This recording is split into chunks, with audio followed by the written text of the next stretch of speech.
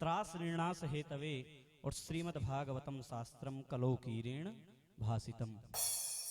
इस अमृत कथा को काल रूपी ब्याल के छत्र छाया में एक प्रकार से हम बैठे हैं, उससे मुक्ति पाने हेतु उसका जो सरल साधन है वो क्या है? वो अमृत कथा है, श्रीमद् भागवत ज्ञान कथा है।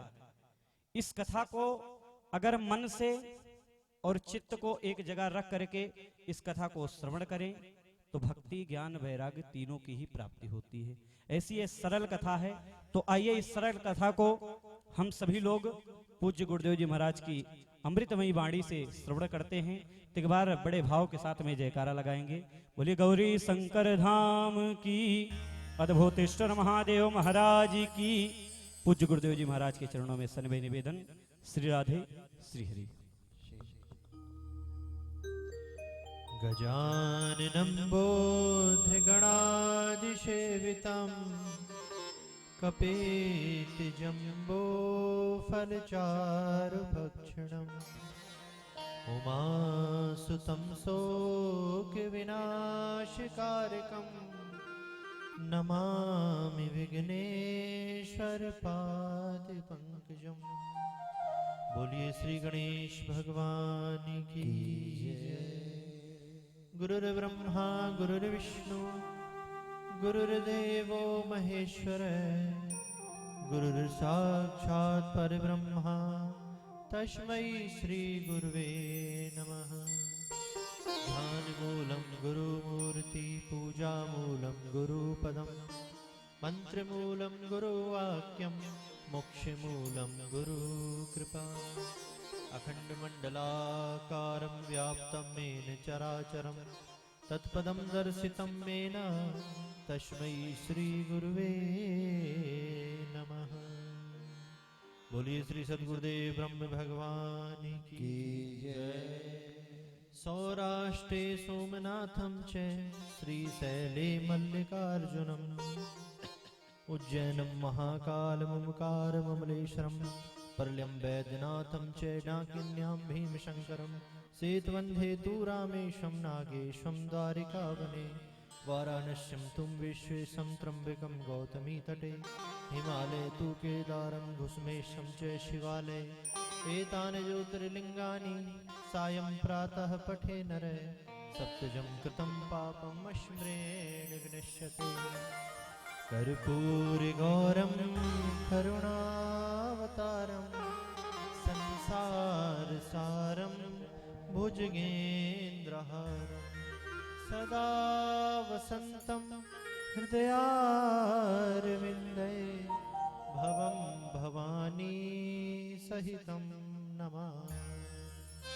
बोलिए गौरी शंकर भगवान की जय। वंशीभूषित करानवनीरधाभा पीताम्बराधरुण बिम्बफलाधरोष्ठात् पूर्णेन्दु सुंदर मुखादरविंद्र नेत्रात् कृष्णात् परं किमित्वत्वमहं न जाने।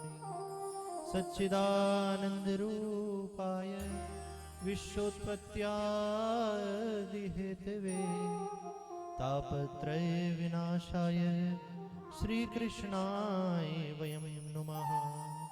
निगम कल्पतरोर्गलितं फलं सुखमुखादमृतद्रव संयुतं पीबत भागवतं रसमालयं मुहुरहो रसिका भुवि भाविका। बोलिए श्री वृंदावन बिहारी लाल की जय। श्री भागवत भगवान की जय। मनोजवं मारुततुल्यवेगं जितेन्द्रियं बोधिमतां वरिष्ठं वातात्मजं वा नर्योऽथ श्रीरामदूतं शरणं प्रपद्ये। अतुलितबलधामं स्वर्णसहलाभदेहं धनुजवन किशानं ज्ञानिनां ग्रगण्यं सकलगुणनिधानं वानराणामधीशं रघुपति प्रियभक्तं वातिजातं नमामि। बोलिए श्री संकट मोचन हनुमान जी महाराज की जय। श्री गुरु चरण सरोज रज निज मन मुकुर सुधार वरणहु रघुवर विमल जस जो दायक फल चार। बुद्धिहीन तनु जानिके सुमिरहु पवन कुमार। बल बुद्धि विद्या देहु मोहि हरहु कलेश विकार। जय हनुमान ज्ञान गुण सागर। जय कपीस तिहुँ लोक उजागर। राम दूत अतुलित बल धामा। अंजन पुत्र पवन सुत नामा। महावीर विक्रम बजरंगी। कुमति निवार सुमति के संगी। कंचन वरण विराज सुबेसा। कानन कुंडल कुंचित केसा। हाथ वज्र और ध्वजा विराजे। कांधे मूंज जनेऊ साजे। कर सुवन केसरी नंदन। तेज प्रताप महाजगवंदन। विद्यावान गुणी अति चातुर।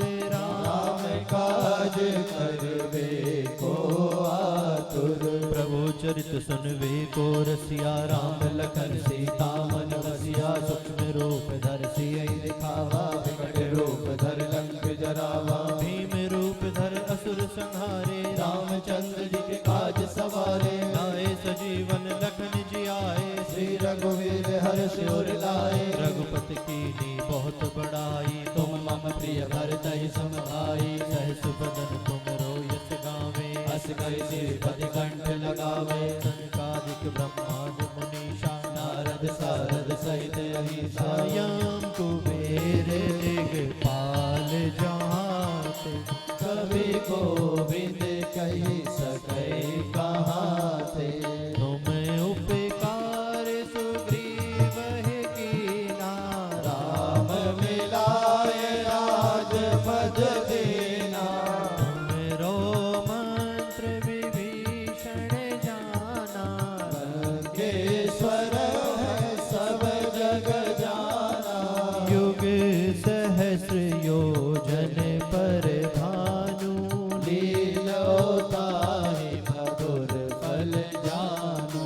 प्रभु मुद्रिका मिल मुख माही। जलद लांघ गए अचरज नाही। दुर्गम काज जगत के जेते। सुगम अनुग्रह तुमरे तेते। राम दुआरे तुम रखवारे। होत न आज्ञा बिनु पैसारे। सब सुख लहै तुम्हारी शरणा। तुम रक्षक काहू को डरना।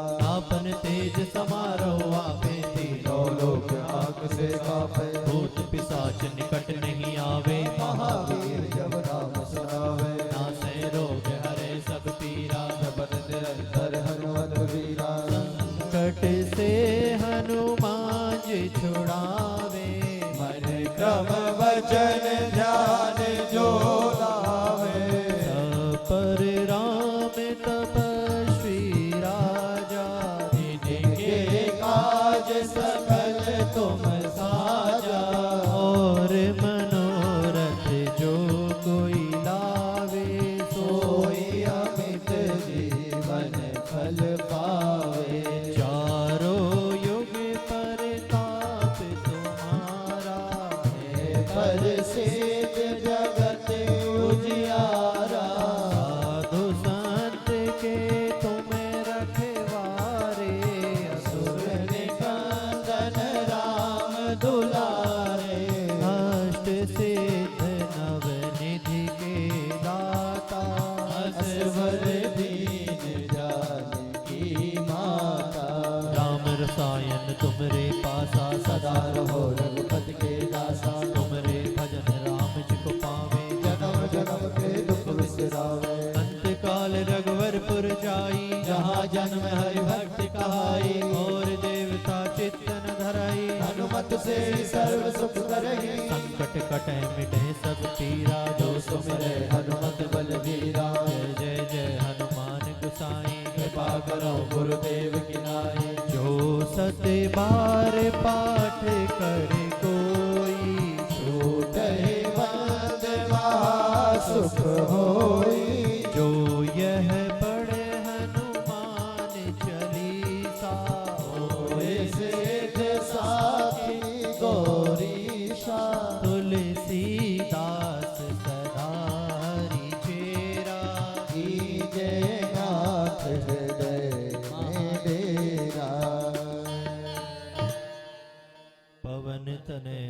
संकट हरण मंगल मूर्ति रूप राम लखन सीता सहित हृदय वसौ सुरभू महावीर विन मोह हनुमाना राम जासु जस आप बखाना पवन तनय बल पवन समाना बुद्धि विवेक विज्ञान निधाना कवन सो काज कठिन जग माही जो नहीं होय तात तुम पाही प्रणवहु पवन कुमार खलबल पावक ज्ञान घन जासु हृदय आगार बसहि राम सर चाप धर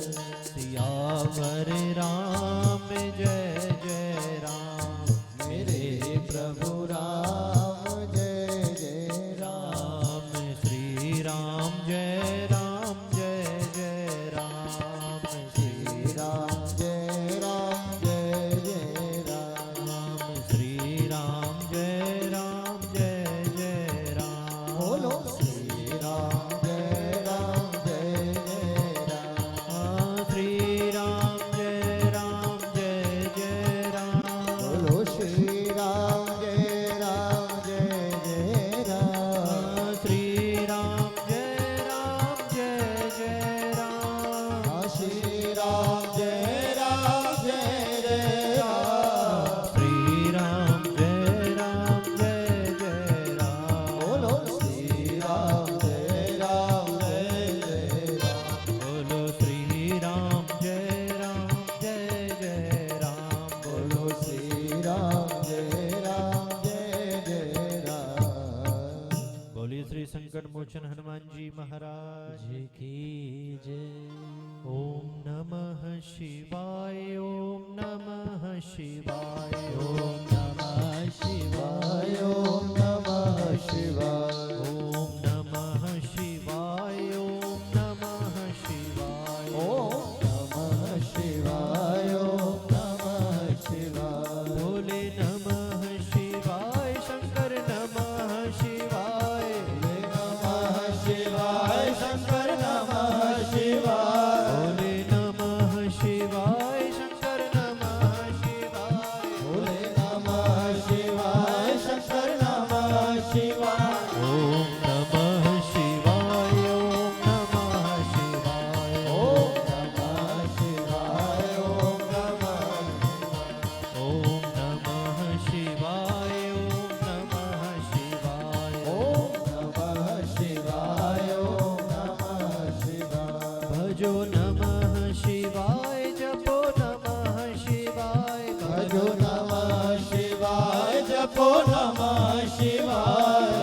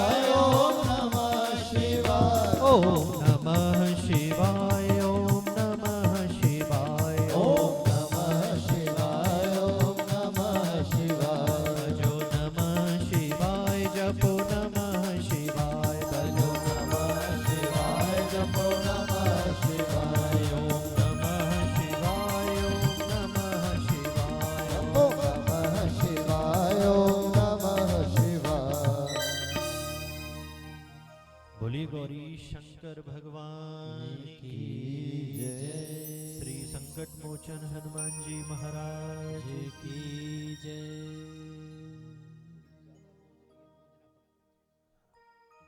श्री सद्गुरुदेव ब्रह्म भगवान की जय हो। श्री भागवत भगवान की जय। वृंदावन बिहारी लाल की जय। जय जय श्री राधे। आशुतोष भूत भावन परात्पर अखिलेश्वर अखंड ब्रह्मांड नायक भगवान श्री गौरी शंकर जी के पावन चरणों में साष्टांग नमन करते हुए श्री संकट मोचन हनुमान जी महाराज के शुभ आशीर्वाद से परम पूज्य भक्ति सम्राट श्री गुरुदेव जी की असीम अनुकंपा असीम कृपा से पधारे हुए सभी स्रोत वृंद, श्रद्धा रूपी माताएं, विश्वास रूपी पुरुषगण, हमारे आज के मुख्य यजमान, मंच पर विराजमान विप्रवंद्र, हमारे संगीताचार्य वृंद, इस दिव्य भक्ति में श्रीमद् भागवत अमृत वर्षा की पावन कथा के प्रथम दिवस में पधारे हुए सभी श्रोत वृंदियों का हार्दिक अभिनंदन है, हार्दिक स्वागत है। बड़े ही वर्षों के बाद यह अवसर आया कि इस अपना घर शालीमार में इस कथा का आयोजन हुआ। लगभग पिछले 5-6 वर्षों से आप लोग प्रयासरत थे, गुरुदेव की भी हार्दिक इच्छा थी, पर किसी कारणवश उनके सन्मुख ये कार्यक्रम और नहीं हो सका। क्या है श्रीमद् भागवत? किसी भी चीज के महत्व को जब हम जानेंगे, उसके वजन को हम जानेंगे, तभी हम उसकी वैल्यू समझेंगे कि हम इसे क्यों सुनने आए हैं, इसको श्रवण करने से हमें क्या लाभ मिलेगा।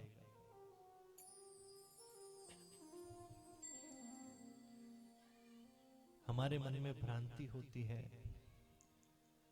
कि कुछ पैसे, 1-2 लाख रुपए, 4 लाख रुपए खर्च करके हम कभी भी इस कथा का आयोजन करा सकते हैं और इस कथा को श्रवण कर सकते हैं, परंतु ऐसा नहीं है। भाग्योदयन बहुजन्म समर्जितेन, एक जन्म नहीं, जब अनंत जन्मों का भाग्योदय होता है तब हमें भगवान की पावन कथा श्रवण करने का सौभाग्य प्राप्त होता है। उससे भी बड़ी बात कि जब करोड़ों जन्मों का पुण्य उदय होता है तो भगवान की कथा श्रवण करने में हमारी रुचि पैदा होती है। थोड़ी सी हाइज और कम कर दो।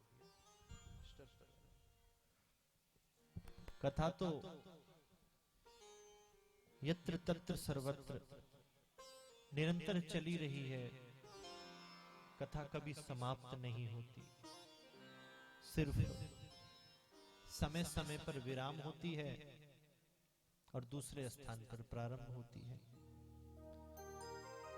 टीवी के आप चैनलों को बदलते रहें, उस पे भी निरंतर लाइव कथा का आनंद ले सकते हैं, लेकिन पंडाल में आना अलग बात है, कथा श्रवण में रुचि पैदा होना अलग बात है। पंडाल में आकर हम 2-3 घंटे बैठे, अपने कीमती कार्यों को छोड़कर, नौकरी, व्यापार, गृह कार्य छोड़कर 3 घंटे पंडाल में बैठकर चले गए और कथा श्रवण नहीं करी। श्रवण करने का मतलब यह नहीं कि सारे प्रसंगों को याद कर लेना और कहीं भी कथा होती है तो हाँ, ये प्रसंग तो हमें पूरा याद है, ये कथा तो हमें पूरी याद है।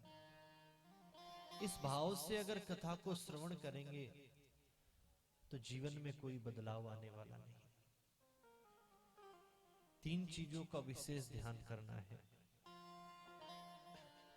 अपनी सबसे प्यारी चीज भगवान को हम अर्पित करते हैं, उससे ईश्वर प्रसन्न होते हैं। पूजन हम कराते हैं, अच्छी से अच्छी कीमती से कीमती वस्तु उसमें आप चढ़ाते हैं, अर्पण कर दिया। श्राद्ध पक्ष में हम अपने पितरों के लिए तर्पण करते हैं, उससे हमारे पितृ प्रसन्न होते हैं। लेकिन कथा में आने के बाद अगर हम स्वयं को ही ईश्वर के श्री चरणों में अर्पित कर देते हैं तो उसे समर्पण कहते हैं, और समर्पण भाव से ही भगवान की सेवा हमें करनी चाहिए, तभी उनकी परम कृपा हम सभी को प्राप्त होती है। आइए इस मंगलमय कथा में प्रवेश करते हैं। सच्चिदानंद रूपाय विश्वोत्पत्त्यादि हेतवे तापत्रय विनाशाय श्री कृष्णाय वयं नमः। उस सद्घन चिद्घन आनंद घन परात्पर अखिलेश्वर सत्य क्या है? इस माया रूपी संसार में हमने जन्म लिया है। कलश यात्रा बहुत ही छोटी इसलिए निकाली कि अगर बड़ी यात्रा निकाली जाती है तो फिर प्रथम दिवस की कथा का आनंद नहीं ले पाते हैं। लेकिन इतनी छोटी यात्रा के बाद भी आप लोग ऐसे मुरझा गए हो कि कुछ लोग तो के ऊपर तो निद्रा देवी का पूरा प्रभाव हो गया है और जोर से खर्राटे ले रहे हैं। आइए पहले आपकी निद्रा को दूर भगाते हैं, तत्पश्चात ठाकुर जी की मंगलमय कथा में प्रवेश करें। हो जय जय राधा रमण हरि बोल, जय जय राधा रमण हरि बोल, जय जय राधा रमण हरि बोल, जय जय राधा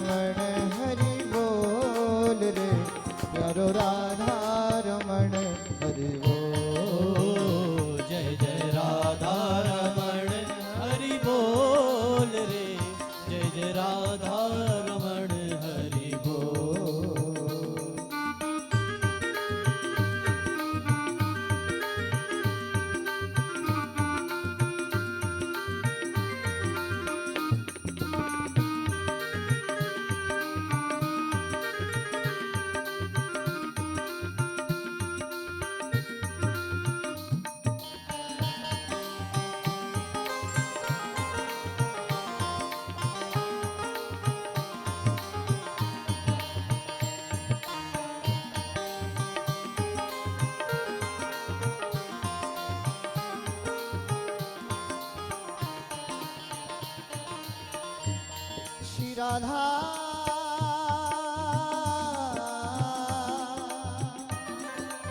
श्री राधा राधा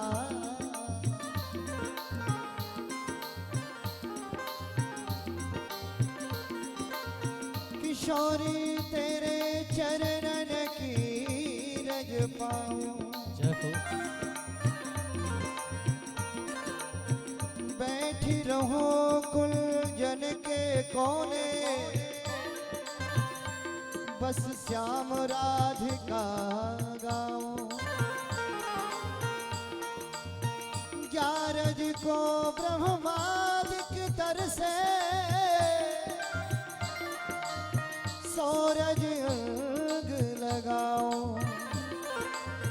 व्यास स्वामिनी की छवि निरखो विमल विमल यश गाऊं जय जय राधा राधा रमण हरि बोल रे प्यारो राधा रमण हरि बोल हरि बोल जय जय राधा रमण हरि बोल रे प्यारो राधा रमण हरि बोल मेरो राधा रमण प्यारो राधा रमण मेरो राधा रमण प्यारो राधा रमण जय जय राधा रमण प्यारो राधा रमण मेरे राधा रमण प्यारो राधा रमण हो जय जय राधा रमण हरि बोल रे जय जय राधा रमण हरि बोल रे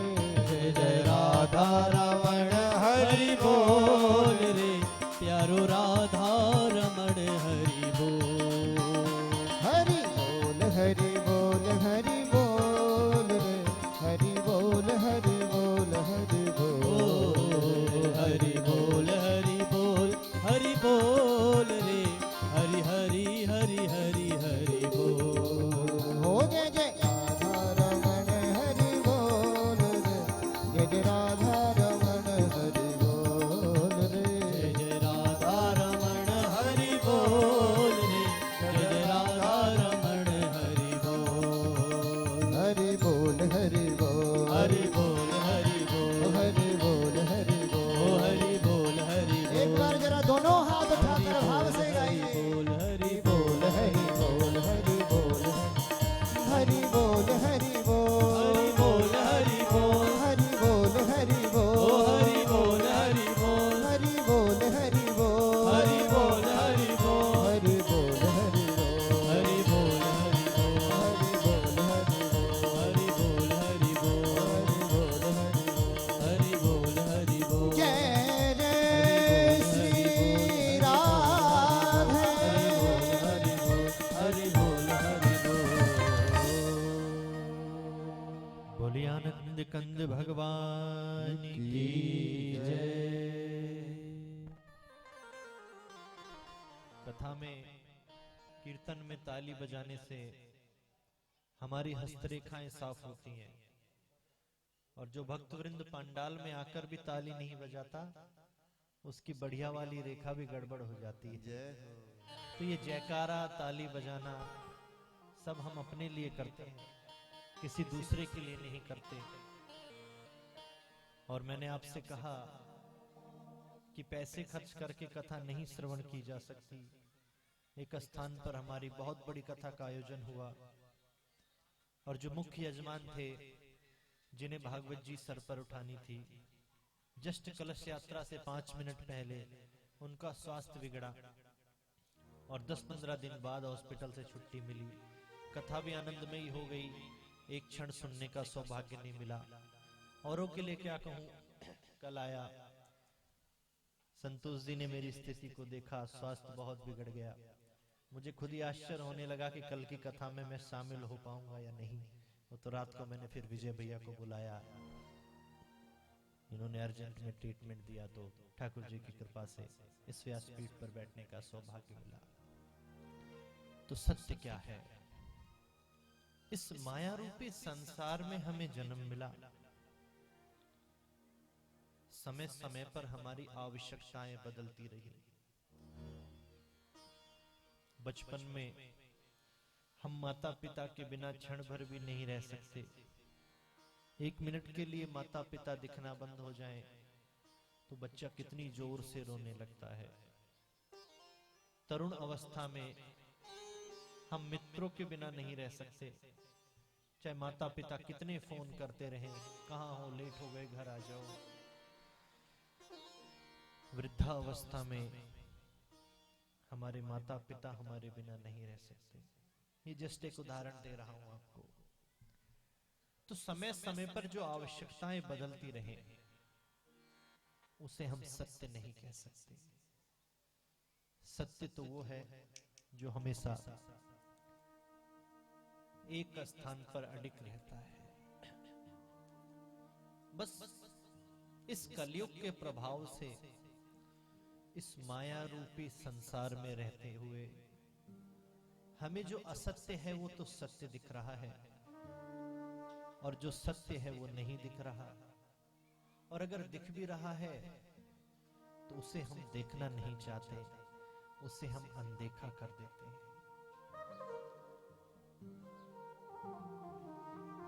जीवन में आप सभी ने कोई ना कोई यात्रा की होगी, वृंदावन इत्यादि किसी न किसी तीर्थ धाम पर गए होंगे। एक दिन की यात्रा होती है तो हम मानसिक और शारीरिक तैयारी उस प्रकार से करते हैं। ज्यादा दिन की यात्रा होती है तो तैयारी और ज्यादा होती है। लेकिन एक ऐसी यात्रा जिस पे हम सबको जाना है, मृत्यु काल अटल है, सबकी होनी निश्चित है, लेकिन उस यात्रा की हम तैयारी करना ही नहीं चाहते। और जब अंत समय आता है, वो यमदूत हमें लेने आते हैं, तब हम उनसे थोड़ा सा समय मांगते हैं कि यह मानव का जीवन हमें सिर्फ कमाने के लिए, खाने के लिए, परिवार का लालन पालन करने के लिए नहीं मिला। कितने पशु ऐसे हैं जो अपनी मेहनत से अपनी जीविका चलाते हैं, अपने बालक को पालते हैं और अपने मालिक, अपने स्वामी की भी जीविका चलाते हैं। और तो और गौ माता को देख लीजिए, बछड़ा भी दूध पीता है, मालिक भी दूध पीता है, और उसी दूध को बेचकर वो अपनी जीविका चलाता है। तो इस संसार में आकर सिर्फ यही कार्य किया तो एक पशु में और हमारे जीवन में कोई विशेष अंतर नहीं हुआ। तो जो यात्रा, जिस यात्रा पे सबको जाना है, और इस बात का हमें पता भी नहीं कि किस घड़ी वो यात्रा प्रारंभ हो जाएगी, कब हमारी मृत्यु हमारे पास आ जाएगी। उस यात्रा की तैयारी का सिर्फ एक ही साधन है, सत्संग में जाने से हम अपनी अंतिम यात्रा की तैयारी करते हैं।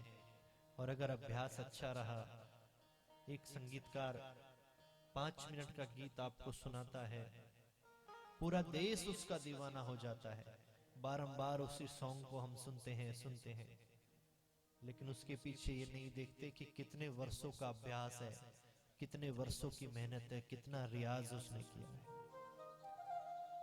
तो परफॉर्मेंस तो हमें अंतिम समय देनी है, लेकिन जब अभ्यास ही नहीं किए रहेंगे, प्रैक्टिस ही नहीं करेंगे, तो रंगमंच पर जाने की हिम्मत ही नहीं होगी। परफॉर्मेंस देनी तो बहुत दूर की बात है। इसलिए इस कथा रूपी पंडाल में पधारने से, श्रीमद् भागवत रूपी कथा का पान करने से, श्रवण करने से हमारी मन स्थिति परिवर्तित होती है, हमारा हृदय परिवर्तित होता है, और हम अपनी उस यात्रा की तैयारी करते हैं। सत्संग में आने से हमारा जरा सा भगवान से संपर्क जुड़ता है। इन 7 दिनों के भीतर किसी का प्रथम दिवस ही जुड़ जाता है, किसी का 2-4 दिन बाद जुड़ता है, परंतु अगर भगवान की कृपा हो गई तो 7 दिन में जुड़ता जरूर है। उस संपर्क को संबंध में कैसे बदलना है, ये आपके और हमारे ऊपर निर्भर है। क्योंकि पारस पत्थर में अगर लोहा छुआया जाए तो वो स्वर्ण बन जाता है, लेकिन कभी लकड़ी को छुआया जाए तो उस पर उसका कोई प्रभाव नहीं होता। तो काठ से लोहा तो हमें स्वयं बनना पड़ेगा। अगर काठ से लोहा हम स्वयं बन गए तो कथा का प्रभाव बहुत ही तेजी से हमारे ऊपर हो। इसलिए इस असत्य संसार को सत्य ना मानते हुए अपने गृहस्थ कार्यों का निर्वाह करें। इस संसार में हमें जीवन मिला है, कमाएं भी, खाएं भी, जीविका भी चलाएं, लेकिन इस संसार में कैसे रहें? जैसे कमल का पुष्प जल में रहता है, दूर से तो नजर आता है कि वो जल में है। कितनी बाढ़ आ जाए, कितना भी जल बढ़ता चला जाए, बढ़ता चला जाए, बढ़ता चला जाए, परंतु वो पुष्प कभी डूबता नहीं, उतना ही ऊपर हो जाता है। तो सांसारिक दृष्टि से तो हम उस संसार रूपी सागर में रहें, सारे कार्य जैसे करते आए हैं उससे भी अच्छी तरह से करें, संसारिक जीवन का निर्वाह करें, लेकिन अपने हृदय रूपी डोर को उस परमात्मा के चरणों से निरंतर बांध के रखें। मन में चिंतन चलता रहे, सुमिरन चलता रहे और बाहर से सांसारिक कार्य चलते रहे। बस इस 7 दिन की कथा को श्रवण करने का इतना ही उद्देश्य होना चाहिए कि वो ईश्वर से हमारा सीधा संपर्क जो है वो जुड़ जाए। सांसारिक दृष्टि से अगर श्रवण करेंगे कि कथा श्रवण करने से फैक्ट्री अच्छी चलने लग जाए, नोटों की वर्षा होने लग जाए, घर वाले बात सुनने लग जाए, तो इस कथा का ज्यादा प्रभाव नहीं पड़ेगा। क्योंकि अगर कथा का प्रभाव हो गया तो कल्प वृक्ष से भी ज्यादा श्रेष्ठ है ये श्रीमद् भागवत रूपी कथा। कथा का प्रभाव हो गया तो कोई भी वस्तु आपको मांगनी नहीं पड़ेगी। संसारिक जितनी भी वस्तुएं हैं, जो भी आप कामना करेंगे, जैसे कल्प वृक्ष के नीचे बैठकर व्यक्ति कामना करता है, उसकी सारी इच्छाएं पूरी होती हैं, उससे भी तीव्र गति से आपकी सारी सांसारिक इच्छाएं पूरी होंगी। लेकिन अगर मन स्थिति परिवर्तित हुई, तब सिर्फ स्वार्थ सिद्ध करने के लिए इस कथा को श्रवण किया तो इसका प्रभाव नहीं होगा।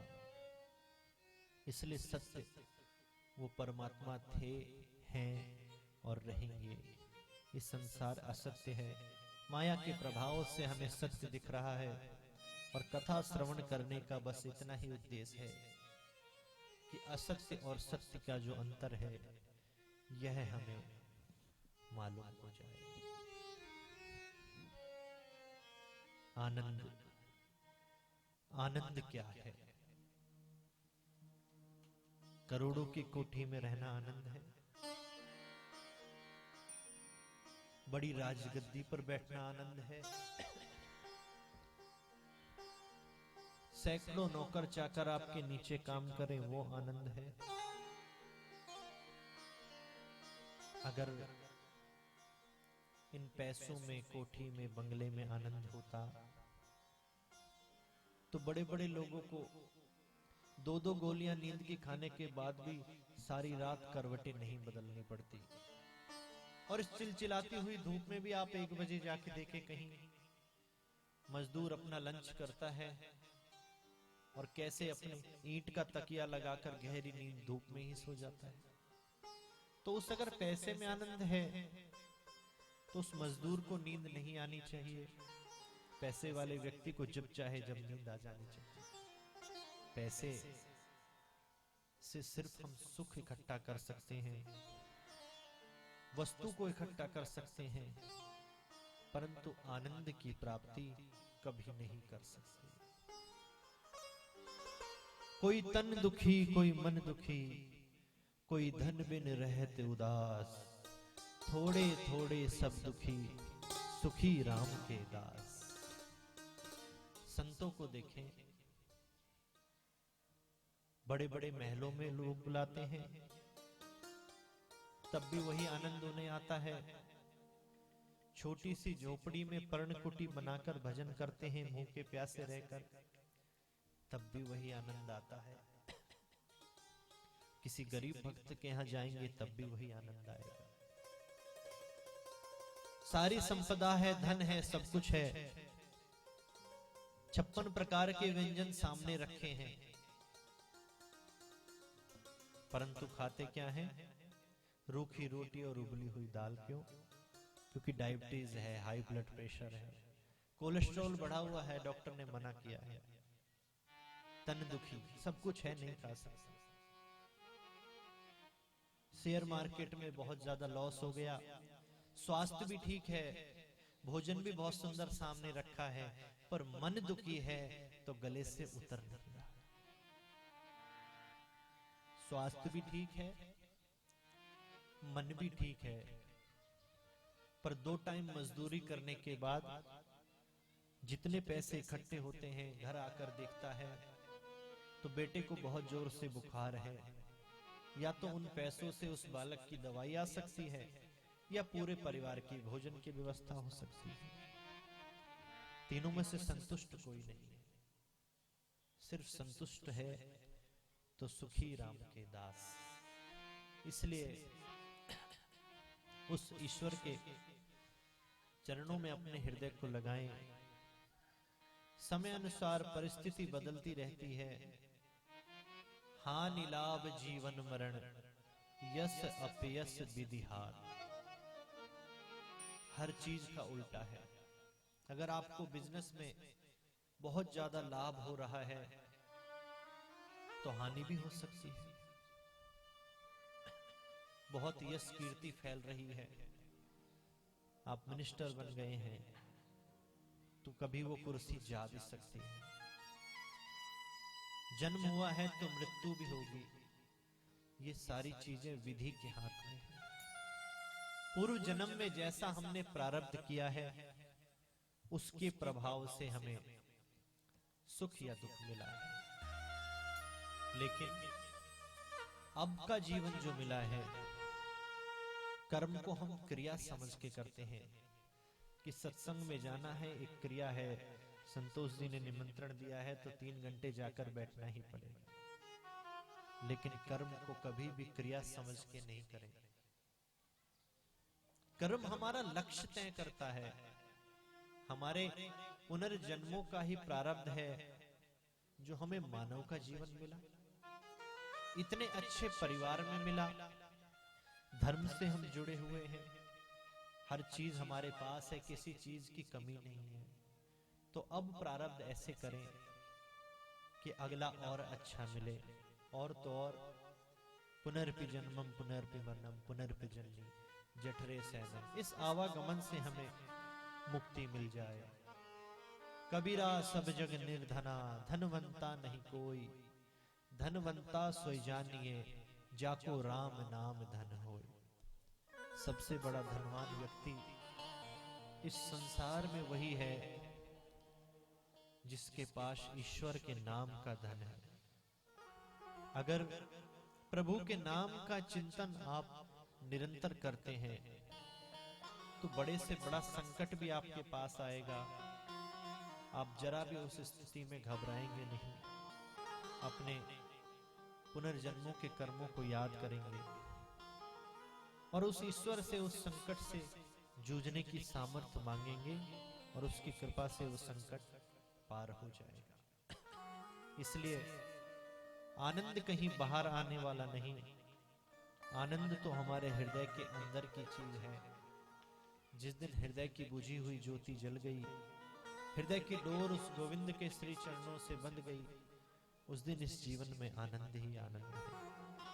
विभीषण जी लंका में रहते थे, सब लोग उनके विपरीत थे, लेकिन वो हमेशा अपने उस आनंद में डूबे रहते थे। और उसी आनंद के प्रताप से क्या हुआ कि जो संपत्ति शिव राम नहीं, दीन दिए दसमात, सोई संपदा विभीषण, सकुच दीन रघुनाथ। 10 शीश चढ़ाने के बाद जो संपदा रावण को मिली, वो बिना मांगे विभीषण जी के चरणों में आ गई। क्यों? क्योंकि सारी परिस्थिति विपरीत होने के बाद भी उन्होंने उस परमपिता परमेश्वर के नाम को कभी नहीं भूला। 88,000 सौनकादिक ऋषि नैमिषारण्य की पावन भूमि पर विराजमान हैं। ऋषियों की आयु है हजारों हजार वर्ष। कई ऋषि तो ऐसे हैं जिनकी आयु में कई युग बदल गए। सतयुग, त्रेता, द्वापर, कलयुग कई बार आकर चले गए। ऋषिजन ऐसे के ऐसे ही भजन में बैठे थे। उन सब के समक्ष व्यास जी के शिष्य श्री सूत जी महाराज का आगमन होता है, जिनकी आयु मात्र 20 वर्ष है। सबके सब खड़े होकर उन्हें प्रणाम करते हैं, व्यासपीठ पर बैठाते हैं। सूत जी को बड़ा संकोच होता है कि इतने बड़े बड़े संत, इतने बड़े बड़े ऋषि मुनि जिनकी आयु इतनी है, और मुझ छोटे से बालक के आगे हाथ जोड़कर खड़े हो गए। क्या बात है? तो क्या उत्तर सौनकादिक ऋषियों ने दिया कि धन वृद्धा बल वृद्धा आयु वृद्धास्तथैव च ते सर्वेपि ज्ञान वृद्धा किंकरा शिष्य किंकरा। कोई धन में बड़ा है, अपने आप को सबसे बड़ा समझता है। कोई दोनों टाइम जिम जाता है, बल में बड़ा है, मुझसे बड़ा बलशाली कोई नहीं। कोई आयु में बड़ा है, 100 वर्ष की अवस्था हो गई, सबसे बड़ा मैं ही हूं, सब मुझे प्रणाम करें, नमन करें। परंतु ते सर्वेपि ज्ञान विद्या, सबसे बड़ा वो है जो ज्ञान में बड़ा है। और आप ऐसे गुरुदेव के शिष्य हैं जिनके अंदर करोड़ों सूर्य के समान प्रकाश रूपी ज्ञान भरा हुआ है। इसलिए उस ज्ञान की कुछ किरणें आप हम सभी भक्तों पर बरसाने की कृपा करें। और बैठते ही प्रश्न कर दिया, संतों के सानिध्य में कभी जाएं, भगवान के सानिध्य में जाएं, वृंदावन जाएं, तो प्रयास करें एक भी क्षण आपका व्यर्थ ना जाए, कि संतों का क्षण और अन्य का कण कभी व्यर्थ नहीं जाने देना चाहिए। भोजन थाली में उतना ही लें जितना पा सकें, चाहे भंडारे में जाएं, चाहे पार्टी में, चाहे अपने घर के डाइनिंग टेबल पर। और संतों के सानिध्य में जाकर बस एक ही प्रश्न करें, फैक्ट्री चलेगी कि नहीं, नोटों की वर्षा होगी कि नहीं। ऐसे व्यर्थ के प्रश्न ना करें, बस एक ही प्रश्न करें, कृष्ण प्राप्ति करम शाश्वत साधनम तत्वाधुना। क्या प्रश्न किया ऋषियों ने कि अज्ञान ध्वान विध्वंस कोटि सूर्य समप्रभा सूताक्षाय कथा सारम मम कर्ण रसायनम। हजारों सूर्यों के समान आपके हृदय में ज्ञान का सागर है। इस संसार रूपी अंधेरे को दूर करने के लिए तो ब्रह्मा के सूर्य में सामर्थ्य है, परंतु इस जीव के हृदय में जो अंधकार है उसको दूर करने की इस सूर्य नारायण भगवान में भी सामर्थ्य नहीं।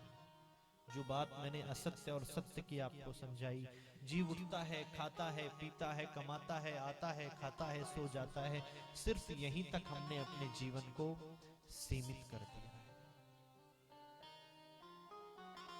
बड़े प्रसन्न हो गए सूत जी, बैठते ही ऐसा प्रश्न सुन लिया। और क्या उत्तर दिया कि काल रूपी व्याल के मुख में हम बैठे हैं, एक बहुत बड़ा अजगर सर्प है, और उस अजगर सर्प के मुख में ना तो हम पर बारिश की बूंदें पड़ रही हैं, ना तेज हवा लग रही है, ना सर्दी लग रही है, ना गर्मी लग रही है। बड़ा आनंद आ रहा है, लेकिन कब तक? जब तक वो अजगर सर्प अपने मुख को बंद नहीं कर देता। कहने का तात्पर्य, किस घड़ी वो सर्प अपने मुख को बंद कर दे, इस बात की जानकारी ना आपको है ना हमें।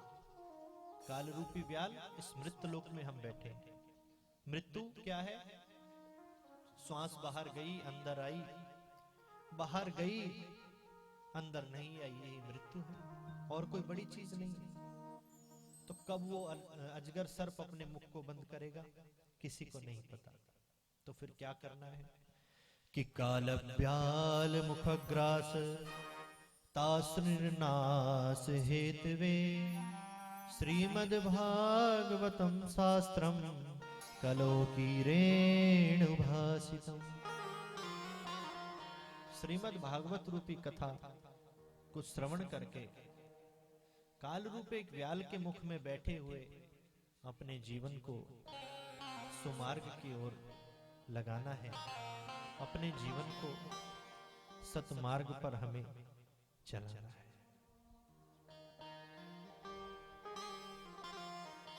कथा प्रारंभ हो गई। 88,000 सौनकादिक ऋषि बैठ गए। सूत जी को व्यासपीठ पर बैठा दिया और श्रीमद् भागवत की कथा प्रारंभ करी कि जिसे श्रवण करने से हमारी चिंता मिटती है और हमारा चिंतन प्रारंभ होता है। चिंता संसार की होती है और चिंतन उस ईश्वर का होता है। ऐसी कथा प्रारंभ होती है। एवं विन्मये जाते सुधाराज्ञा प्रपीयताम् प्रपाश्यामो वयं सर्वे श्रीमद् भागवतामृतम्। एक स्वर्ग का अमृत है जो समुद्र मंथन में देवताओं को मिला है। एक कथा रूपी अमृत है। वैष्णव लोग, संत लोग जब अपने शरीर को छोड़ते हैं तो कभी भी अपने नाम के आगे स्वर्गीय शब्द नहीं लगाते। क्यों? किस किस को स्वर्ग में जाना है? बताएं जरा हाथ उठा के। किसी को नहीं जाना। क्या बात है, बड़े श्रेष्ठ श्रोता मिले हैं अपना घर साली में। हर जगह तो सब उठा देते हैं हाथ। अभी दिल्ली में कथा हुई, हजारों लोग सुनते थे। ये प्रश्न जैसे ही मैंने किया, सबने हाथ उठा दिया कि महाराज जी कि धुंधुकारी को लेने जैसे विमान आया था, ऐसा ही विमान मंगा दो और सीधा स्वर्ग का शॉर्टकट बताओ। स्वर्ग में जाना किसी समस्या का हल ही नहीं है। राजा परीक्षित को सुखदेव जी कथा श्रवण करा रहे हैं। देवता लोग अमृत का कलश लेकर आ गए। देखा दोनों ने, श्रोता ने और वक्ता ने। कथा रोक दी, प्रश्न किया क्यों लेकर आए? हमें पता चला 7 दिन के अंदर परीक्षित की मृत्यु हो जाएगी। ऐसे राजा को हम खोना नहीं चाहते, इसलिए अमृत का भरा हुआ कलश लेकर आए हैं। इस कथा रूपी अमृत का पान आप राजा परीक्षित को करा दीजिए, जिससे उनकी मृत्यु नहीं हो। सुखदेव जी ने विचार किया कि देवता गण इतने दयालु कब से हो गए। बाबा दधीची को प्रणाम करने गए तो हड्डी मांग लाए। इतने मुश्किल से ये समुद्र मंथन के बाद युद्ध हुआ, तब ये थोड़ा सा अमृत इन्हें मिला है। काफी सारा तो युद्ध में ही छलक गया, और बिना मांगे लाकर पिला रहे हैं, ऐसा क्यों? सुखदेव जी ने कहा हमारे पास समय बहुत कम है। 7 दिन में सुधाम पहुंचाना है इसको। जल्दी बताओ तुम्हारे आने का मुख्य कारण क्या है? कहने लगे आप ये कथा रूपी अमृत का पान हमें करा दो और इस स्वर्ग के सुधा रूपी अमृत को परीक्षित को पिला दो। सुखदेव जी ने कहा मैं तो पहले ही समझ गया था कि तुम लोग किसी न किसी लालच बस यहां पर आए हो। कहां स्वर्ग का अमृत, कहां ये कथा रूपी अमृत। बहुत अच्छे कर्म हमने किए, हम किसी कारणवश स्वर्ग में पहुंच गए। स्वर्ग में पहुंचना किसी समस्या का हल नहीं है, जाना सब चाहते हैं। पापी से पापी व्यक्ति भी अगर मरता है तो उसके नाम के आगे स्वर्गीय लिखते हैं। बोर्ड बनवाने वाले को भी पता है उसके बेटे को कि पक्का नरक में गया होगा, पर क्या करें, मजबूरी है स्वर्गीय लिखवाना। अच्छे कर्मों से स्वर्ग में चले भी गए। रिपीट जल्दी जल्दी हो रहा है, कम करो हाई सेंस। स्वर्ग में पहुंचे, जब तक अच्छे कर्मों का बैंक बैलेंस है तब तक वहां के लाभ को, सुख को, आनंद को भोगने लगे। सुंदर सुंदर अप्सराएं सेवा में लग गई, सोने के वस्त्र हमने धारण कर लिए। लेकिन कब तक? जब तक अच्छे कर्मों का बैंक बैलेंस जमा। धीरे धीरे बैंक बैलेंस खत्म होता रहा और जब बैंक बैलेंस बराबर हो गया, यही हाल मृत्युलोक में है। अगर सुख सुविधा उठानी है तो बैलेंस खर्च करना पड़ेगा। और जैसे ही स्वर्ग में बैंक बैलेंस खत्म हुआ, फिर इस मृत्युलोक में आ गए। फिर बार बार जन्मते मरते रहे, कुत्ता बिल्ली किसी न किसी योनि में। तो स्वर्ग में जाना किसी समस्या का हल नहीं है। और तो और सुखदेव जी ने कहा कि थोड़ा सा तो तुम्हारा ये अमृत है जिसका पान करने का कोई फायदा नहीं। बार बार जब जन्मना और मरना ही पड़ेगा तो अमृत पीने का क्या फायदा। और उस थोड़े से में से कितना थोड़ा सा तुम राजा परीक्षित को पिलाओगे। तुम तो सौदागर बनकर आए हो, सौदागर भी नहीं ठग बनकर आए हो। कहां कथा रूपी अमृत, कांच की मणि, कांच के टुकड़े से सुंदर मणि की तुलना करने आए हो। कहकर भगा दिया। सीधा ब्रह्मा जी के पास गए कि हमें सुखदेव जी ने भगा दिया। कहा अगर तुम भक्त बनकर आते तो हम तुम्हें अवश्य कथा सुनाते, लेकिन तुम तो सौदागर बनकर आए थे। ब्रह्मा जी ने कहा 7 दिन में देख लेते हैं, अगर राजा परीक्षित को भगवान की प्राप्ति हुई तो इस कथा में प्रभाव है, नहीं हुई तो नहीं। 7 दिन में राजा परीक्षित को मुक्ति मिली। फिर भी देवताओं को यकीन नहीं हुआ। एक तराजू को लिया, एक पलड़े पर सारे सदग्रंथों को रखा, दूसरे पलड़े पर श्रीमद् भागवत को रखा।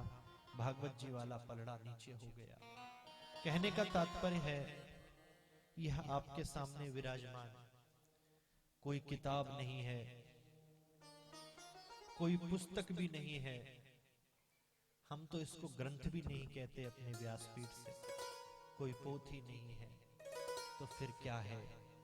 कलयुग में अगर स्वयं श्री कृष्ण कहीं विराजमान है तो श्रीमद् भागवत रूपी इस ग्रंथ में ही भगवान श्री कृष्ण हम सभी के समक्ष विराजमान है। ये कोई किताब नहीं है, स्वयं श्री कृष्ण ही विराजमान। सूक्ष्म में महात्मा की कथा श्रवण कर रहे हैं। छुट्टी भी जल्दी करनी है, गर्मी लग रही है, लोगों को नींद आ रही है। कोई नहीं, कल से आनंद लेंगे। सूक्ष्म में सूत्र को श्रवण करते हैं। एक समय की बात है, नारद जी के मन में बड़ी अशांति पैदा हुई। कहीं उन्हें शांति नहीं मिली। श्रीधाम वृंदावन पहुंच गए। जैसे वृंदावन धाम की भूमि पर पग रखा, मन में बड़ी शांति मिली। सुंदर यमुना जी के दर्शन हुए और दर्शन करते जैसे आगे बढ़ते हुए गए तो एक कौतुक देखा कि एक तरुण जवान स्त्री बैठी रो रही है। उसके सन्मुख 2 वृद्ध पुरुष मूर्छित बेहोश अवस्था में पड़े। जाकर पूछा, देवी आपको क्या कष्ट है, आप कौन हो? उत्तर दिया कि मेरा नाम भक्ति है, यह दोनों मेरे पुत्र हैं, ज्ञान और वैराग्य। मैं पूरे देश में भ्रमण करती हुई आई, बड़ी दुर्बल हो गई, बड़ी वृद्ध हो गई, और जैसे ही श्रीधाम वृंदावन में मैंने पग रखा, मैं तो तरुण और जवान हो गई, और यह मेरे दोनों बालक वृद्ध होकर मूर्छित होकर गिर पड़े। श्रीधाम वृंदावन ऐसी भूमि है जहां की रज का स्पर्श करते ही हमारी भक्ति जो है वो प्रबल हो जाती है। वहां के रिक्शों में आज भी हॉर्न और घंटी नहीं होती। रिक्शा वाला पीछे से बोलता है राधे, तो यात्री बोलता है श्री राधे और मार्ग दे देता है। लेकिन अंध भक्ति भी हमारे अंदर नहीं होनी चाहिए। कुछ लोग अंध भक्ति के कारण हमारा दोहन करते हैं, उसका गलत फायदा उठाते हैं। हम इतने अंध भक्त हो जाते हैं, तो हमारी भक्ति ज्ञान और वैराग्य रहित होनी चाहिए, जो कि हमें श्रीमद् भागवत की कथा प्रदान करती है। हे नारद जी, मेरा यह कष्ट है कि एक माता अपने बच्चों की ऐसी स्थिति नहीं देख सकती, आप मेरे बच्चों के कष्ट को दूर करिए। नारद जी ने प्रयास किया, सारे मंत्र, वेद, पुराण, उपनिषद सबका उच्चारण किया। जब तक मंत्रों का उच्चारण होता, वेद पाठ होता, ज्ञान वैराग्य थोड़े बहुत हिलते डुलते, जैसे उच्चारण बंद होता बेहोश होकर गिर जाते। कोई औषधि ऐसी नहीं बची जिसका उपयोग नारद जी कर सके। भक्ति देवी ने कहा, उपचार हुआ तो ठीक है, नहीं मैं विदेश चली जाऊंगा। बोले अवश्य मैं आपके इस कष्ट को दूर करूंगा। आकाशवाणी हुई, सत्कर्म सूचको नूनम ज्ञान यज्ञ स्मृतो बुधे। बद्रीनारायण धाम चले गए, चारों सनत कुमारों को इस कष्ट को बताया। सनत कुमार मुस्कुराने लगे, ब्रह्मा जी के पुत्र हैं सनत कुमार। इतनी सी समस्या के पीछे नारद जी, आप जैसा मुनि, आप जैसा भक्त ऐसे उदास हो गया। इस समस्या का तो बहुत सरल समाधान है। क्या? श्रीमद् भागवतालापः सतु गीता सुका देवी। श्रीमद् भागवत रूपी कथा का श्रवण कराओ भक्ति ज्ञान वैराग्य को, कष्ट की निवृत्ति हो जाएगी। कैसी बात करते हैं? श्रीमद् भागवत क्या है? वेद रूपी वृक्ष का पका हुआ फल है, सारे वेदों का सार है। मैंने जब सारे वेद ही सुना दिए, तो भागवत सुनाने से क्या उनके कष्ट की निवृत्ति हो? सनत कुमारों ने समझाया, सुंदर आम का पेड़ है, पके हुए फल लगे हैं, एक फल को तोड़ के आपने खाया, बड़ा स्वाद लगा। अब आप सोचने लगो कि जिस डाल में से ये फल उत्पन्न हुआ है, उसका भी जरा स्वाद चख के देखें, तो क्या जो फल में स्वाद आया वो डाल में आएगा? उत्पत्ति किससे हुई? जड़ से हुई। थोड़ा सा जड़ का भी टुकड़ा टेस्ट करते हैं, क्या वो स्वाद जड़ में आएगा? नहीं आएगा। तो भक्ति ज्ञान वैराग्य को इस वक्त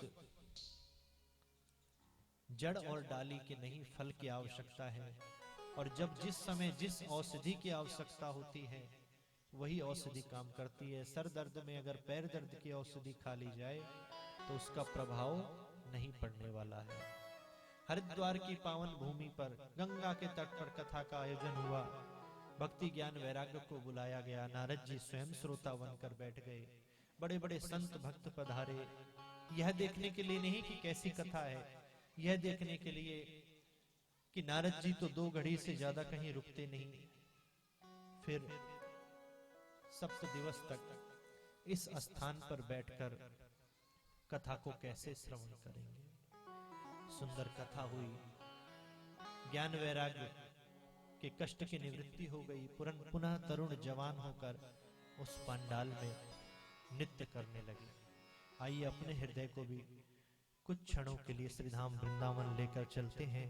तत्पश्चात सूक्ष्म रूप में कथा श्रवण करके आरती की ओर प्रवेश करेंगे।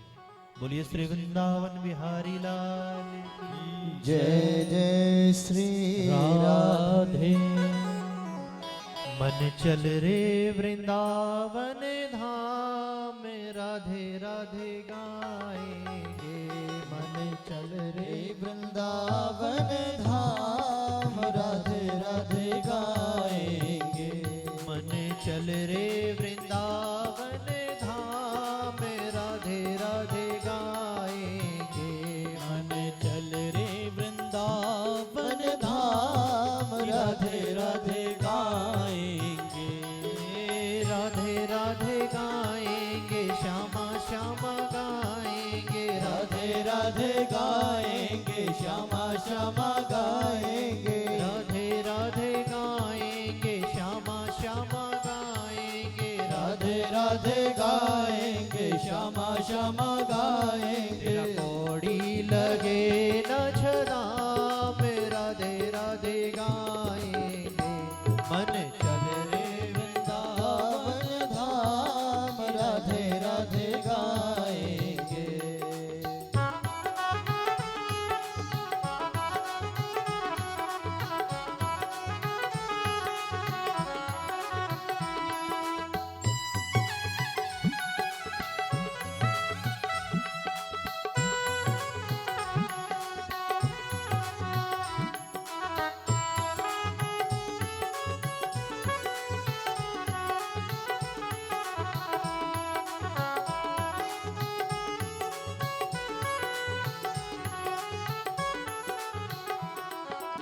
ओ वृंदावन में श्री बांके बिहारी। वृंदावन में श्री बांके बिहारी। वृंदावन में श्री बांके बिहारी। वृंदावन में श्री बांके बिहारी। ओढ़ के बैठो है कांवरिया कारी। ओढ़ के बैठो है कांवरिया कारी। ओढ़ के बैठो है कांवरिया कारी। ओढ़ के बैठो है कांवरिया कारी। ये मन बहुत चंचल है, इसकी गति बड़ी तेज है। पंडाल में आकर बाद में बैठोगे, घर पहले पहुंच जाएगा। तो इसे कैसे शांत किया जाए? जब आप श्री वृंदावन धाम पहुंचेंगे तो क्या होगा? तुझे वहीं मिले विश्राम, राधे राधे गाएंगे। तो है वहीं मिले विश्राम, राधे राधे गाएंगे। तुझे वहीं मिले विश्राम, राधे राधे गाएंगे। तुझको वहीं मिले विश्राम, राधे राधे गाएंगे। मन चल रे वृंदावन धाम, राधे राधे गाएंगे। मन चल रे वृंदावन धाम, राधे राधे गाएंगे।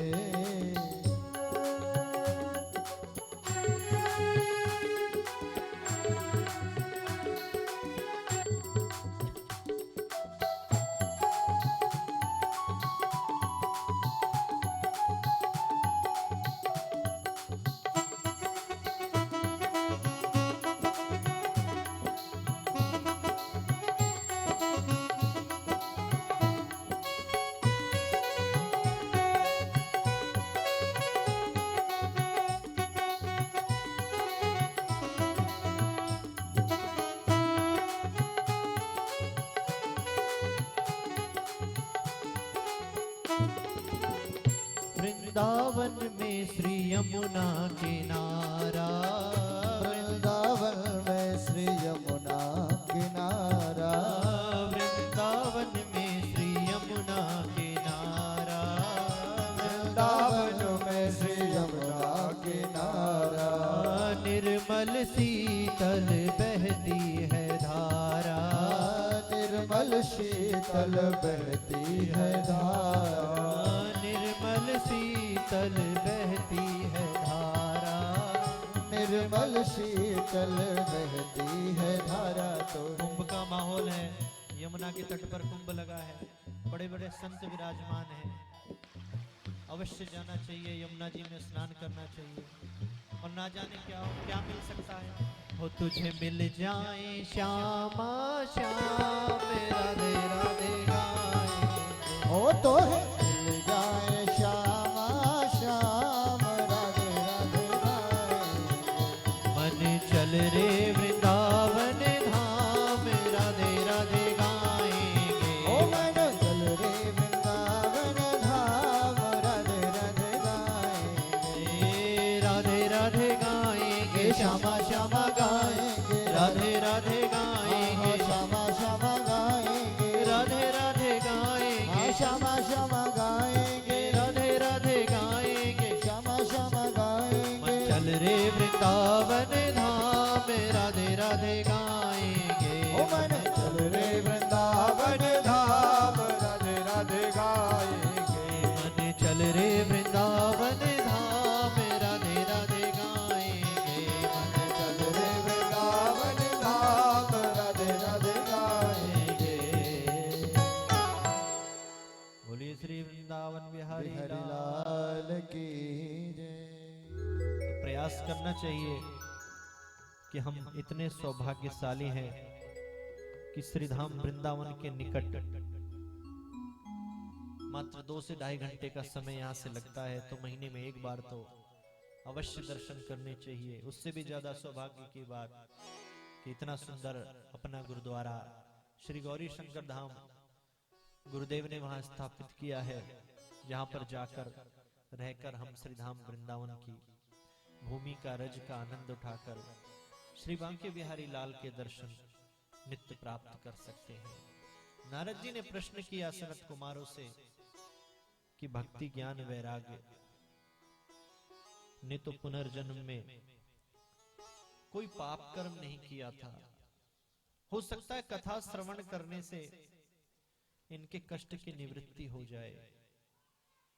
कथा में आनंद आप लोगों ने लिया, पवन देव ने भी कृपा बरसा दी, राहत मिली ना, कुछ पंखा कर रहे थे, गर्मी लग रही है। एकाग्र होकर विश्वास तो करके देखो, सारा वातावरण आपके अनुकूल ना बन जाए तो कहना। तो कोई ऐसा व्यक्ति जिसने जीवन पर्यंत कोई अच्छा कार्य ना किया हो, हमेशा पाप में रत रहा हो, क्या उसका भी उद्धार श्रीमद् भागवत श्रवण करने से हो सकता है?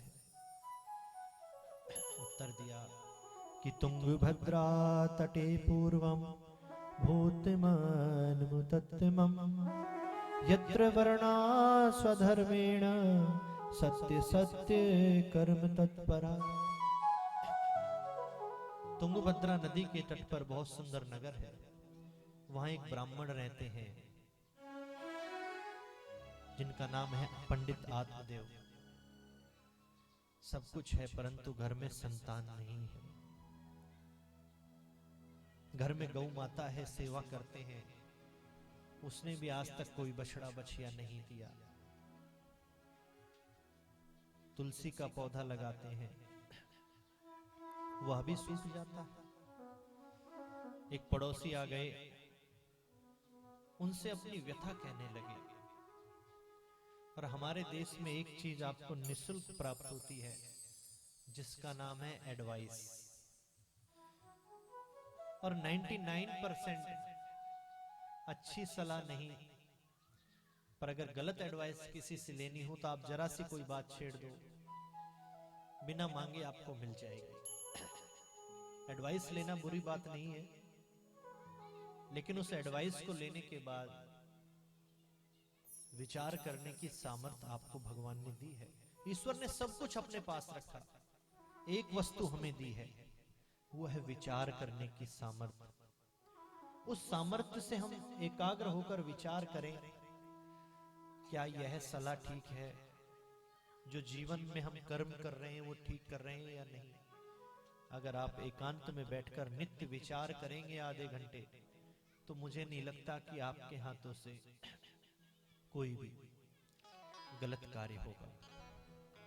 पड़ोसी ने एडवाइस दी कि आपके घर में कोई संतान नहीं है ना, इसी पाप की वजह से आपकी गाय भी बछड़ा बछिया नहीं देती, तुलसी का बुरवा भी सूख जाता है। आप तो बहुत पापी हो, वहम डाल दिया मन में। और अगर आपके मन में वहम का कीड़ा घुस गया दिमाग में, तो किसी डॉक्टर के अंदर, किसी मेडिसिन, किसी इंजेक्शन के अंदर सामर्थ्य नहीं कि वह उसे दूर कर सके। या तो आपका वो भ्रम सत्संग में दूर होगा, अन्यथा वो मृत्यु के बाद ही दूर हो सकता है। बड़े दुखी हुए नदी के तट पर चले गए कि मुझे जीने का कोई अधिकार नहीं है, मैं अपने प्राणों को त्याग दूंगा। पास से एक संत गुजर रहे थे, ऐसी तीव्रता देखी, ब्राह्मण के पास गए। कुछ पाने की तीव्रता है इसके अंदर,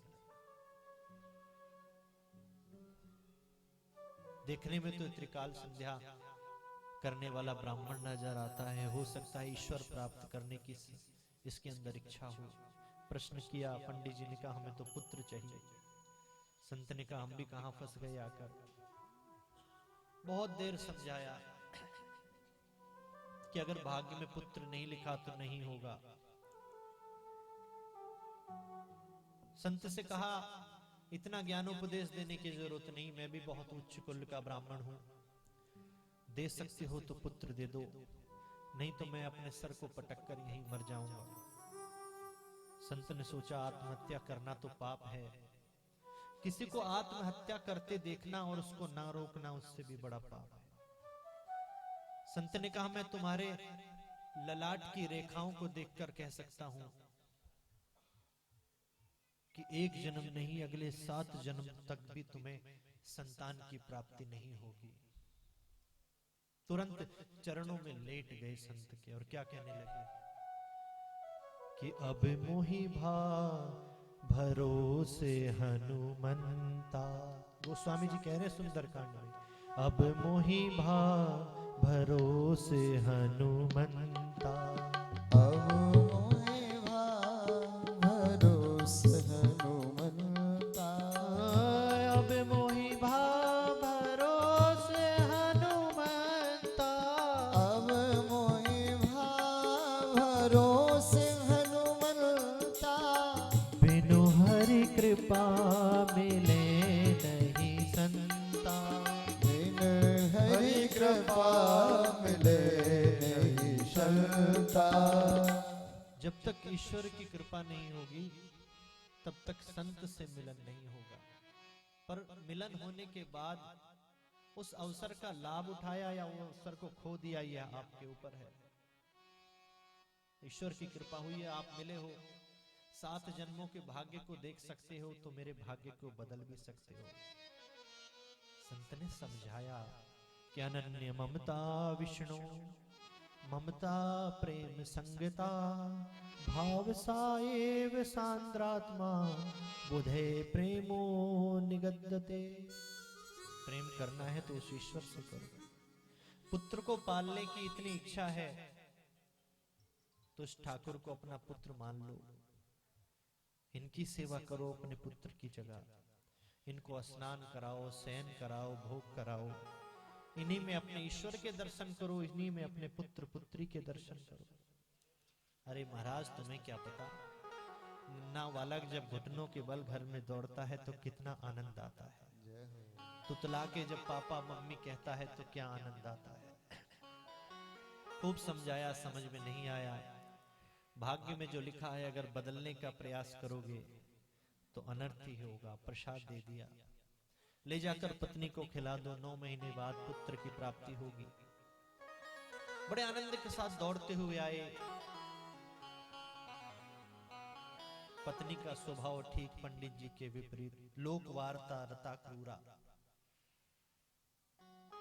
पंडित जी प्रातः काल जब निकलते, जब तक 20 घरों में जाकर इसकी उससे उसकी उससे नहीं कह देती, सबके घर जाकर भोजन को नहीं टेस्ट कर लेती किसका कहां क्या बना है, तब तक भोजन ही नहीं हजम होता। नाम है धुंधली देवी।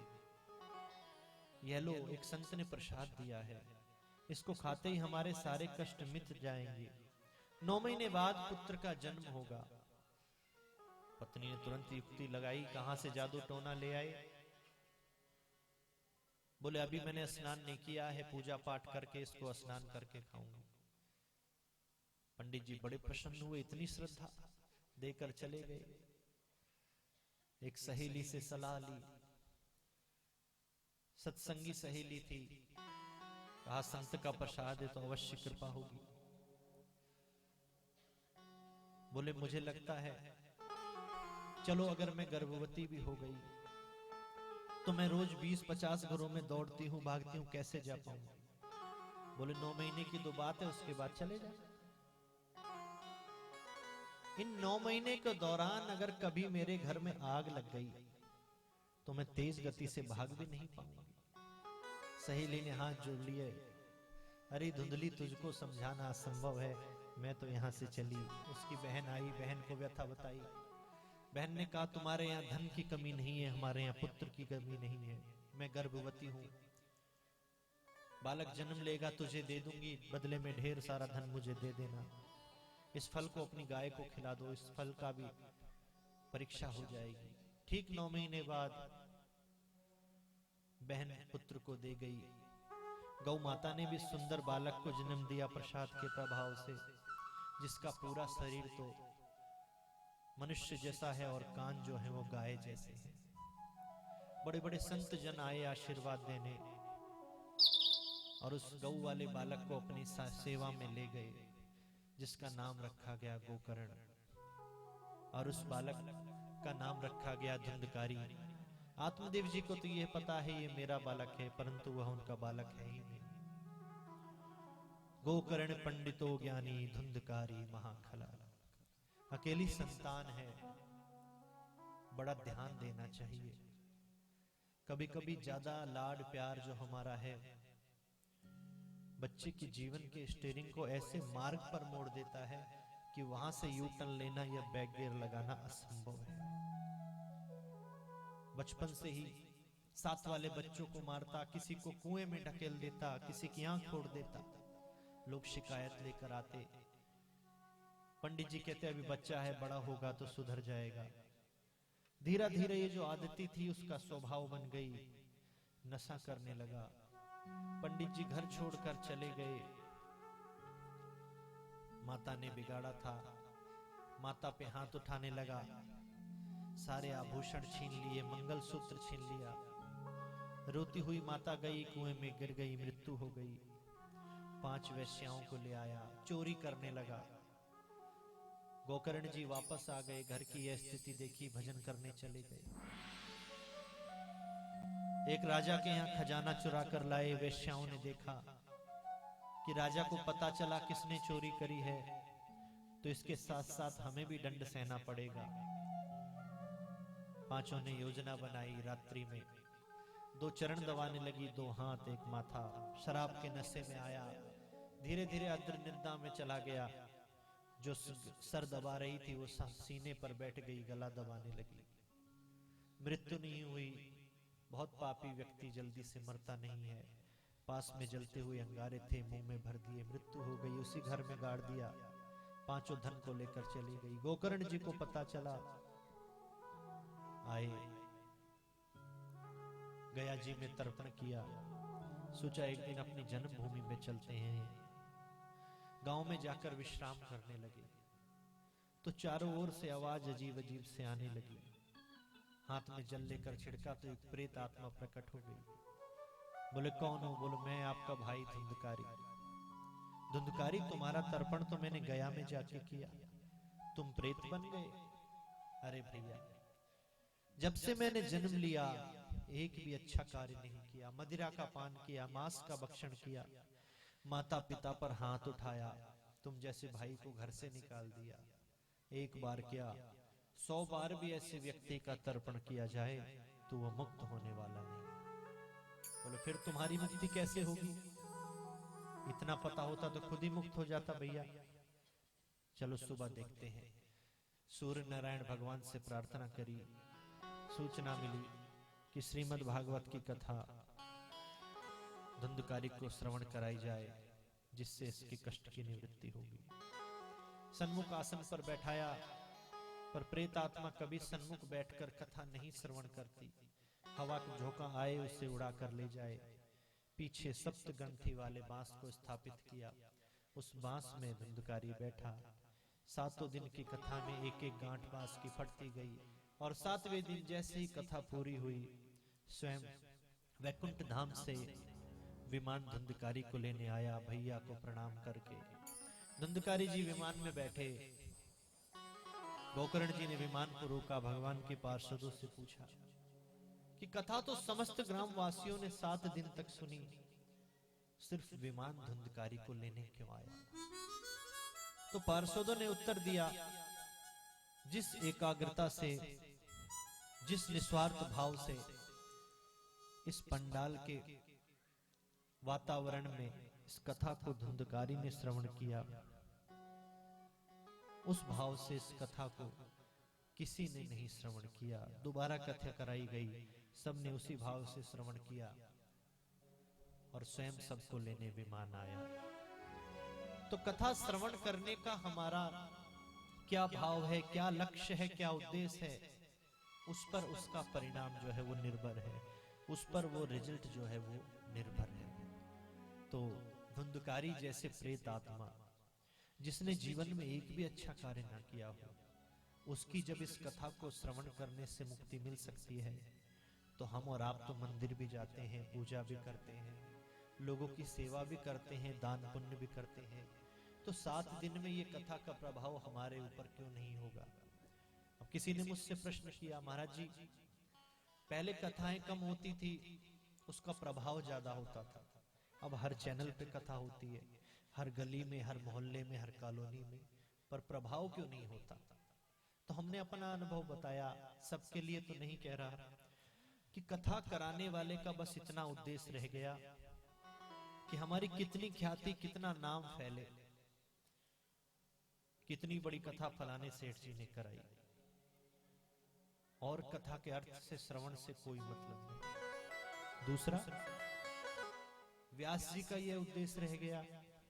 जहां तक कुछ लोगों से मैं मिला, कल सुनेजा जी चर्चा कर रहे थे कि सिर्फ अपना ही मिशन ऐसा है जो कथा कभी तय करके नहीं करता, चाहे छोटा से छोटा आयोजन हो, चाहे 10,000 20,000 लोगों का आयोजन हो।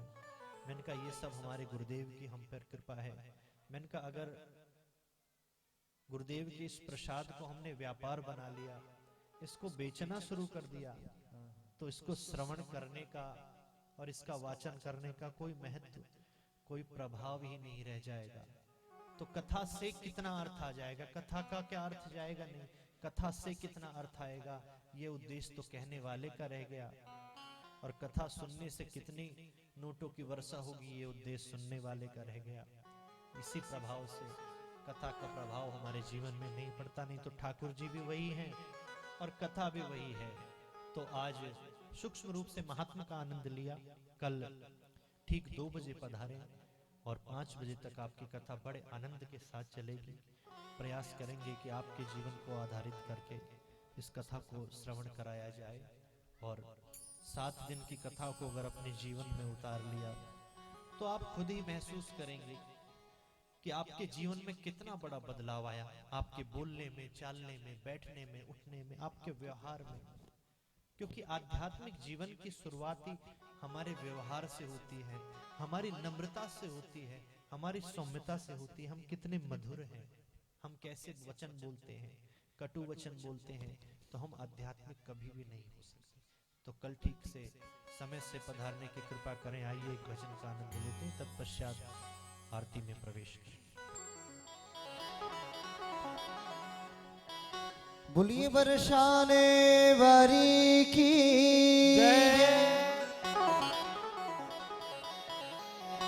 हो, अपनी वाणी में अमृत घो, हो अपनी वाणी में अमृत घो, हो रसना राधे राधे बोल, रसना राधे राधे बोल, रसना राधे राधे बोल। अपनी वाणी में, अपनी वाणी में, अपनी वाणी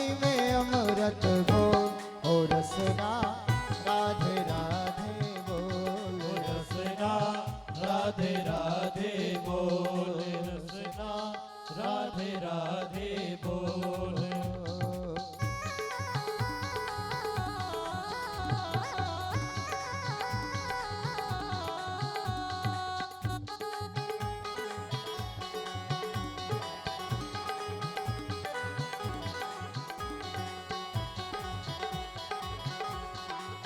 श्री राधा बरसाने वारी, श्री राधा वृषभान दुलारी। ओ श्री राधा वृषभान दुलारी, श्री राधा वृषभान दुलारी।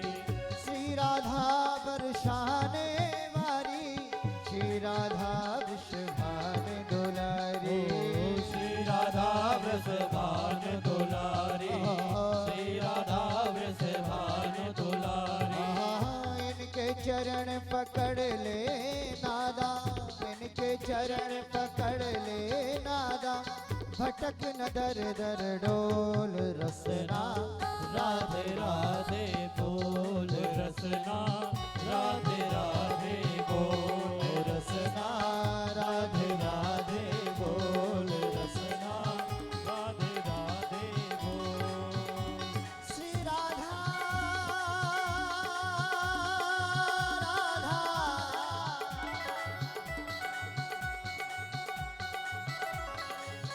राधा राधा कहे सो सब व्याधा मिट जाए। कोटि जन्म की आपदा राधा नाम सो जाए। राधा राधा राधा राधा राधा राधा राधा राधा वाणी में अमृत घोल, अपनी वाणी में अमृत घोल रसना राधे राधे बोल रसना राधे राधे बोल रसना राधे राधे बोल।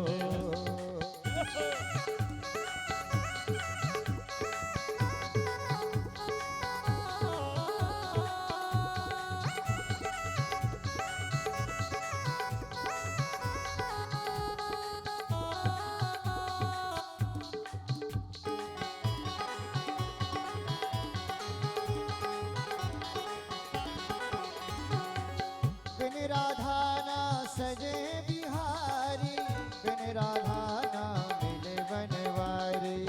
बिन राधा ना मिले बनवारी, बिन राधा ना मिले बिहारी। बिन राधा ना सजे बिहारी, बिन राधा ना मिले बनवारी। बिन राधा ना मिले बनवारी, बिन राधा ना मिले बनवारी। दो अक्षर आधार जगत के, दो अक्षर आधार जगत के। ये अक्षर अनमोल रसना राधे राधे बोल। रसना राधे राधे बोल। मेरा दोनों हाथ उठाकर भाव से राधे गाइए। राधे बोल। अपनी वाणी में अमृत घो, हो अपनी वाणी में अमृत घो, हो रसना राधे राधे बोल। रसना राधे राधे बोल रसना राधे राधे बोल। राधा राधा राधा राधा राधा राधा राधा राधा राधा राधा राधा राधा राधा राधा राधा राधा अपनी वाणी में अमृत घो,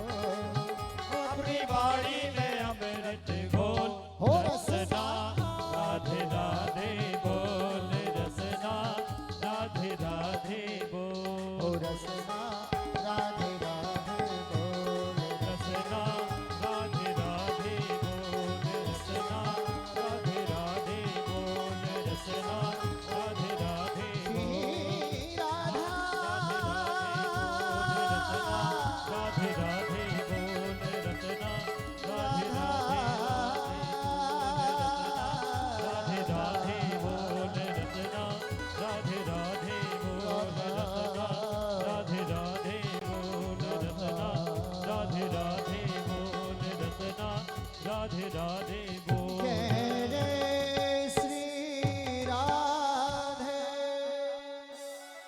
नमामि शमीशान निर्वाण रूपम विभं व्यापकं ब्रह्म वेद स्वरूपम निजं निर्गुणं निर्विकल्पं निरीहं चिराकाशमाकाशवासं भजेऽहं निराकारे ओंकार मूलं तुरीयं गिराज्ञानगोतीतमीशं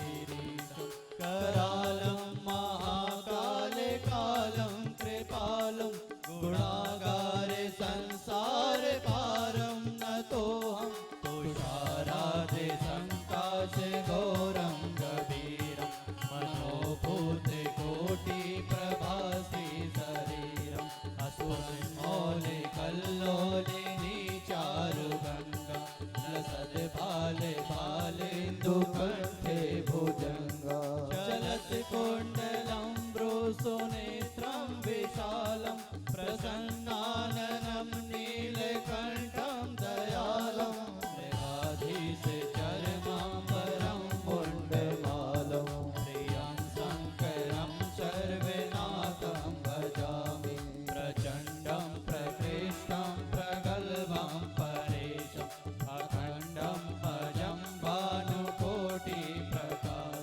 त्रयशूल निर्मूलनं शूलपाणि भजेऽहं भवानीपतिं भावगम्यं कलातीत कल्याण कल्पान्धकारी सदा सच्चिदानन्द दाता पुरारी चिदानन्द सन्दोह मोहापारी प्रसीद प्रसीद प्रभो मन्मथारी नयावत् उमानाथ पादार विन्दौ भजन्ति हलोके परिवानराणं न तावत् सुखं शान्ति सन्तापनाशं प्रसीद प्रभो सर्वभूताधिवासं न जानामि योगं जपं नैव पूजां नतोऽहं सदा सर्वदा सम्भूतोऽभ्यं जराजन्म दुःखोदताताप्यमानं प्रभो पाहि आपत् नमामि शम्भो। रुद्राष्टकमिदं प्रोक्तं विप्रेण हरतोषे ये पठन्त नरा भक्ता तेषां शंभु प्रसीदते।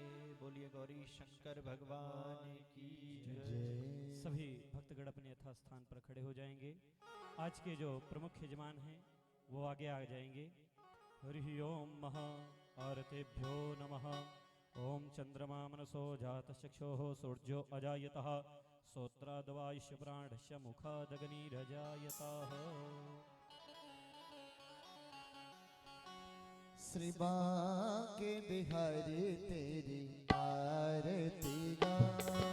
श्री बांके बिहारी तेरी आरती गाऊं। आरती गाऊं प्यारे आपको मनाऊं। आरती गाऊं प्यारे आपको मनाऊं। आरती गाऊं प्यारे आपको रिझाऊं। आरती गाऊं प्यारे आपको रिझाऊं। बांके बिहारी प्यारे आरती गाऊं। श्री बांके बिहारी तेरी आरती गाऊं। मोर मुकुट तेरे शीश पे सोहे। मोर मुकुट तेरे शीस पे सोहे। प्यारी बंसी मेरो मन मोहे। प्यारी बंसी मेरो मन मोहे। देख छवि बल हरि में जाऊं। श्री बांके बिहारी तेरी आरती गाऊं। आरती गाऊं प्यारे तुमको मनाऊं। आरती गाऊं प्यारे तुमको मनाऊं। मेरा